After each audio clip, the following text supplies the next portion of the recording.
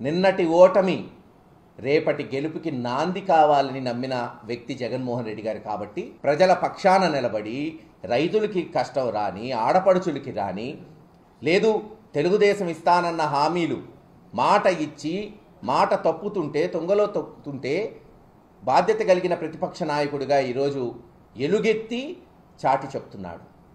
దానికి ఇదేంది, జగన్మోహన్ రెడ్డి గారు బయటకు వస్తాడేంటి? జగన్మోహన్ రెడ్డి గారు ఎందుకు పోయారు?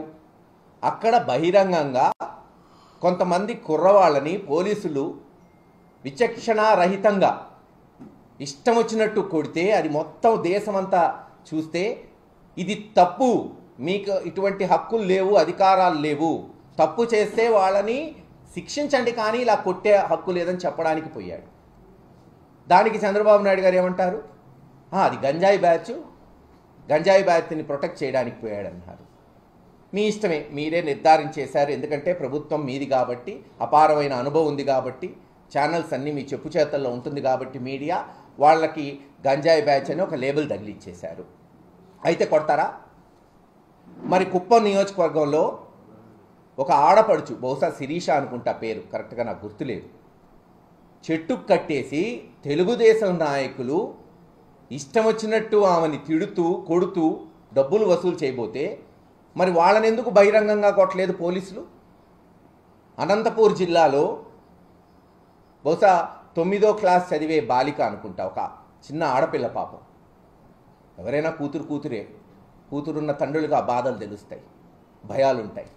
మరి అటువంటి చిన్న పిల్లని 14 మంది రేప్ చేస్తే మరి గంజాయి కొట్టిన బ్యాచ్ని బహిరంగంగా కొట్టిన వాళ్ళు ఆ 14 మందిని ఎన్కౌంటర్ చేయాలి కదా, మరి ఎందుకు చేయలేదు? అంటే అక్కడొక న్యాయం, ఇక్కడొక న్యాయం. మీ ఇష్టం, అధికారం ఉంది కాబట్టి ఏదైనా చేయొచ్చు, ఏదైనా చెల్లుబాటు అయింది. అది ఎండగట్టడానికే జగన్మోహన్ రెడ్డి గారు కంకణం కట్టుకొని తిరుగుతున్నాడు.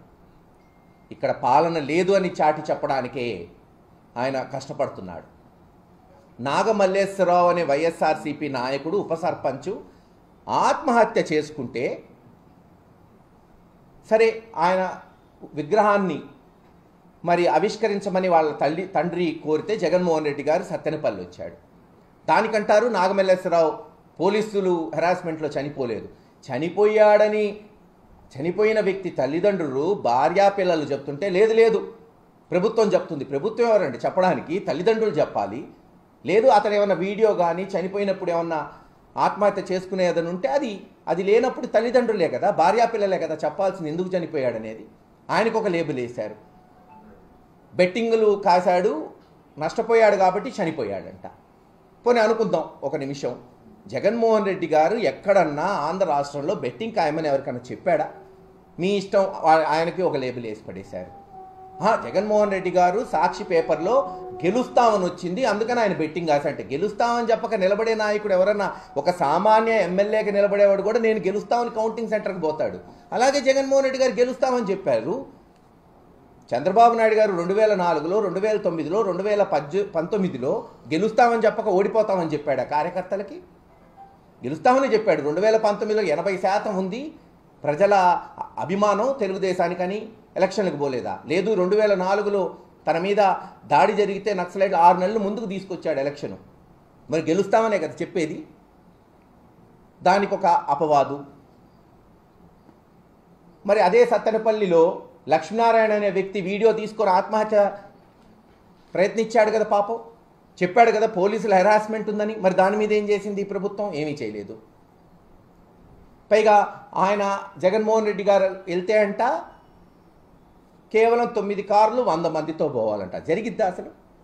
చూశారు కదా, అందరం ఎవ్వరం వెహికల్స్ పెట్టలేదు, ఒక్క వెహికల్ కూడా పెట్టనీలేదు, బెదిరించారు. కానీ స్వచ్ఛందంగా 20,000 మంది వచ్చారు.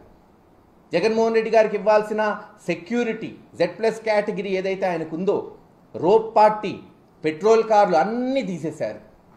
తీసేయటం వల్లే కదా తొక్కిసలాట జరిగింది, నెట్టుకున్నారు, తోసుకున్నారు. దురదృష్టకరం, సింగమయ్య గారు చనిపోయారు. ఒకరోజేమో ఎస్పీ గారు జగన్ గారి కాన్వాయ్కి దానికి సంబంధం లేదంటారు, మళ్ళీ ఒక వారం తర్వాత లేదు ఆ కారు వల్లే చనిపోయాడంటాడు. ఏది నిజమో ప్రజలకు అర్థం కాదు. సరే అనుకుందాం, తెలుగుదేశం అబద్ధాలే నిజాలు కొంతసేపు అది కూడా భావిద్దాం. యాక్సిడెంట్ జరిగితే కారులో ఉన్న జగన్మోహన్ రెడ్డి గారు ఏం చేస్తారు, వేరే నాయకులు ఏం చేస్తారు? రేపు బస్సు యాక్సిడెంట్ అయితే బస్సులో ఉన్న వాళ్ళందరి మీద కేసు పెడతారా? లేదు, రేపు ఇంకో మీటింగ్ పెడతారు చంద్రబాబు నాయుడు గారు, లోకేష్ గారు, అనేక మంది ఆ మీటింగ్కి వస్తారు, పోతారు. ఎక్కడైనా యాక్సిడెంట్ అయితే చంద్రబాబు నాయుడు గారు, లోకేష్ గారి మీద కేసు పెడతారా? గతంలో ఇలా జరిగిందా? ఒక కొత్త అనైతిక రాజకీయ వరవడికి నాంది పలుకుతుంది ఈ ప్రభుత్వం. ఎలాగన్నా ప్రతిపక్షాన్ని తొక్కాలని చెప్తున్నా కదా. మరొక అడుగు చంద్రబాబు నాయుడు గారు, భూస్థాపితం చేస్తాను జగన్మోహన్ రెడ్డి గారిని. జగన్మోహన్ రెడ్డి గారి పార్టీ పెట్టినప్పటి నుంచి ప్రయత్నిస్తూనే ఉన్నారు కదా. అనైతికంగా కాంగ్రెస్తో పొత్తు పెట్టుకొని జగన్మోహన్ రెడ్డి గారు 2010లో పార్టీ పెట్టినప్పటి నుంచి ఆయన్ని తొక్కడానికే కదా ప్రయత్నాలు. అందరూ కలిసి అక్రమంగా కేసులు పెట్టారు, జైల్లో పెట్టారు, పతాక శీర్షికలు రాశారు, బై ఎలక్షన్లో కలిసి పోటీ చేశారు. ఆ రోజు 2011-12లో కడపలో అనైతిక పొత్తులున్నాయి. ఆ రోజున జగన్మోహన్ రెడ్డి గారు ఎంపీగా రాజీనామా చేసి నిలబడినప్పుడు. కానీ ప్రజలు ధర్మం వైపు నిలబడ్డారు. ఆ రోజున ఈ అనైతిక పొత్తుల్ని తిప్పికొట్టారు. చివరికి 2018లో అనుకుంటా తెలంగాణలో మొట్టమొదటిసారి దేశంలో కాంగ్రెస్ తెలుగుదేశం కలిసి పోటీ చేస్తే చెంప చెళ్ళుమనిపించారు. ఇలా ఎన్ని చెప్పుకుంటూ పోవచ్చు. భూస్థాపితం చేస్తాం. ఎలా చేస్తారు చెప్పండి? అధికార పక్షం ఎంత ముఖ్యమైందో ప్రజాస్వామ్యంలో ప్రతిపక్షం కూడా అంత ముఖ్యమైంది. ఈరోజు ఓడిపోయామని కూర్చోలేదే, ప్రజల పక్షాన్ని నిలబడి పోరాటం చేస్తున్నాడు జగన్మోహన్ రెడ్డి గారు. చరిత్ర ఒకసారి అందరు తెలుసుకోండి. 1977-78 ఎమర్జెన్సీ అయిపోయిన తర్వాత ఇందిరాగాంధీ గారు తప్పు చేశారని కాసు బ్రహ్మానందరెడ్డి గారు అనేక మంది సీనియర్ నాయకులు ఆమెను సస్పెండ్ చేస్తే కాంగ్రెస్ ఇందిరా అని పెట్టుకొని 78లో ఎవ్వరూ లేకపోయినా అంతా యంగ్స్టర్స్ బ్యాచ్తో పెట్టి ఆంధ్ర రాష్ట్రంలో స్వీప్ చేయలేదా? 83లో ఈయనదేముందిలే రంగులు పూసుకునే వ్యక్తి, పాత కాంగ్రెస్ కొత్త కాంగ్రెస్ అంతా కలిసిపోయిన ఇందిరాగాంధీ గారి నాయకత్వంలో ఎన్టీ రామారావు గారు ఏం చేయగలుగుతారంటే చరిత్ర సృష్టించలేదా? 89లో తండ్రి గారు కాసుకృష్ణారెడ్డి గారు చెప్తుంటారు, రాజీవ్ గాంధీ గారు అన్నారంట ఎన్టీ రామారావు గారిని ఎలా గెలుస్తుంది కాంగ్రెస్ పార్టీ ఈసారి కూడా రాదేమో 89లో అంటే చెన్నారెడ్డి గారు అన్నారంట, mister Rajiv Gandhi I will defeat NTR and show you అని. ఒక సామాన్యుడి చేతిలో ఎన్టీ రామారావు గారు ఎమ్మెల్యేగా ఓడిపోయాడు. అది ప్రజాస్వామ్యం. ప్రతిపక్షం ఉంటుంది, ఉండకుండా ఉండదు.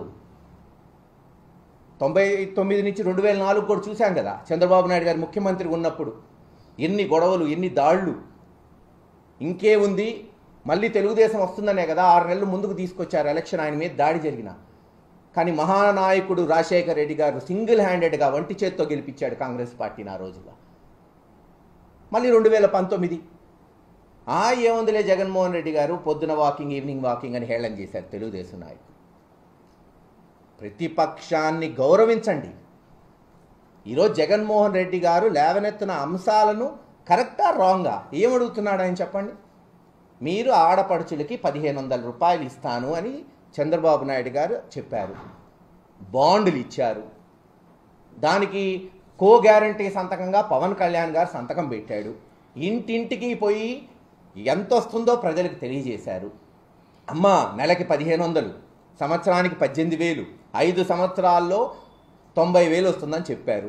అక్కడ పాప డ్వాక్రా మహిళలందరూ ఆశపడి అమ్మో జగన్మోహన్ రెడ్డి గారి కన్నా రెట్టింపిస్తానంటున్నాడు అని డ్వాక్రా లోన్స్ 4-5 లక్షలు తీసుకోవాల్సిన వాళ్ళు 15-20 లక్షలు తీసుకున్నారు డ్వాక్రా మహిళలు. ఏది 1500 నెలకి? ఇప్పుడు గత సంవత్సరం 18,000 తెలీదు, ఈ సంవత్సరం ఇస్తానన్న 18,000 ఏమవుతుందో తెలీదు, ఎప్పుడు ఇస్తారో తెలీదు, ఇస్తారో లేదో తెలీదు. చంద్రబాబు నాయుడు గారేమో అన్ని హామీలు ఇచ్చేశానని చెప్తున్నాడు. నిరుద్యోగ భృతి 20 లక్షల ఉద్యోగం ఇస్తాం, ఇచ్చే వరకు నెలకి 3,000 రూపాయలు, అంటే గత సంవత్సరం 36,000 తెలీదు. పథకాలకి పేర్లు మార్చారు, సంతోషం, మార్చుకోండి. మేము ఇస్తానన్న అమ్మఒడిని ఏం పేరు పెట్టారు? అమ్మఒడికి తల్లికి వందనం. 82 లక్షల పిల్లలు 67 లక్షలు అయిపోయారు. రైతు భరోసానేమో సుఖీభవ అనుకుంటా, అన్నదాత సుఖీభవ. ఎవరు సుఖంగా ఉన్నారు చెప్పండి? ఏ రైతన్నా సుఖంగా ఉన్నాడా? పండించిన పంటకు గిట్టుబాటు ధర లేదు. అన్నదాత సుఖీభవ పోయిన సంవత్సరం ఇస్తారన్న 20,000 లేదు, రూపాయి కూడా ఇవ్వలేదు. ఈ సంవత్సరం ఇస్తామంటున్నారు. ఈరోజు కొత్తగా 40 లక్షలు 45 లక్షల మంది అంట. 55 లక్షల్ని 45 లక్షలు కోత కోసేశారు.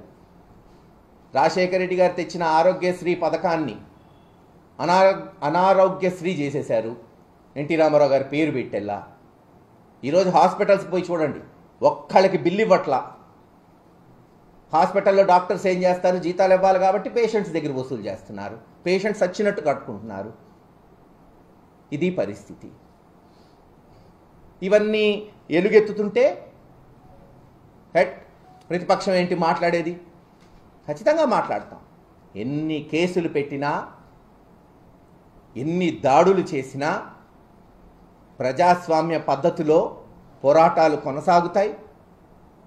తెలుగుదేశం ప్రభుత్వాన్ని ప్రశ్నిస్తూనే ఉంటాం, మళ్ళీ మళ్ళీ అడుగుతుంటాం, కొత్త విధానాలు తీసుకొస్తాం.